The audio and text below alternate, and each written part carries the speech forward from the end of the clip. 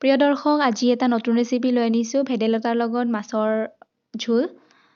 ভিডিঅ'টো চাব কেনেকুৱা পায় আৰু ভেদাইলতাত বহুত ঔষধি গুণ থাকে। একেবাৰে চিম্পল বনাইছোঁ মছলা নোহোৱাকৈ, একো মছলা ব্যৱহাৰ কৰা নাই। আৰু আপোনালোকে খাই পোৱা নাই যদি এবাৰ খাই চাব। আৰু ভিডিঅ'টো এতিয়া আৰম্ভ কৰোঁ আহক।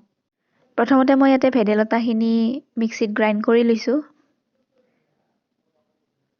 তাৰ পাছতে ইয়াতে মই আলু দীঘলে দীঘলে কাটি পেলাই দিছোঁ।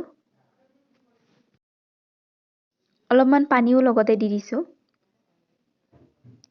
পানী মই অলপমান সৰহকৈ দিছোঁ। তাৰপাছত ইয়াতে অলপমান মই নিমখ দিম বইল কৰাতে। আৰু এইটো হুইচেল যোৱালৈকে মই ইয়াতে বহাই ৰাখিছোঁ।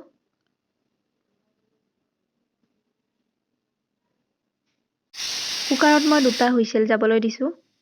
তাৰপাছত কুকাৰটো নিজে নিজে ঠাণ্ডা হ'বলৈ দিছোঁ। মই ইয়াতে তেল অলপমান দিছোঁ। গৰম হোৱাৰ পাছত গোটা জিৰা দিছোঁ, শুকান জলকীয়া এটা দিছোঁ ভাঙি। তাৰপাছত আদা নহৰু খুন্দি লোৱা 1 চামুচ পৰিমাণৰ দিছোঁ। এইখিনি অলপমান সময় ভাজি আছোঁ। তাৰপাছত দিছোঁ ইয়াতে মই ভেদাইলতাৰ এইখিনি বইল কৰি লোৱা। ইয়াতে মই দালি সম্ভাৰ দিয়াৰ নিচিনা ইয়াতে মই দি লৈছোঁ। ইয়াতে কোনো ধৰণৰ মই মছলা ব্যৱহাৰ কৰা নাই।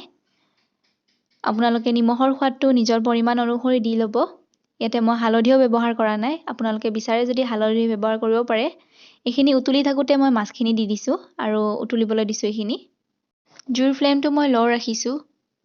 10-11 মিনিটমান মই এইটো উতলিবলৈ দিছিলোঁ ল' ফ্লেমত। আৰু এইখিনি এতিয়া হৈ গৈছে। পানীখিনিও শুকাই আহিছে, নমাব পৰা হৈ গ'ল।